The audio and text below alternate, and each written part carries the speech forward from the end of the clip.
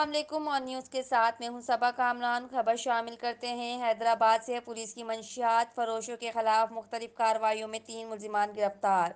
मुकदमा दर्ज कर लिए गए। थाना हुसैनाबाद SHO इंस्पेक्टर ताहिर हुसैन मुगल की ASI सुबहान अली सियाल और दीगर स्टाफ के हमरा कार्रवाई दौरान पेट्रोलिंग मख्फी इत्तला पर कार्रवाई करते हुए गोढ़ा इस्तबल ग्राउंड यूनिट नंबर 4 के करीब से शराब की सप्लाई नाकाम बनाते हुए 2 मंशियात फरोशों बनाम शहजाद उर्फ पोली भरगड़ी और चन्नू थाकर को 20 अदद कच्ची शराब की बोतलों समेत गिरफ्तार करके मुलजिमान के खिलाफ हुदूद आर्डिनेंस के तहत मुकदमा दर्ज कर लिए गए।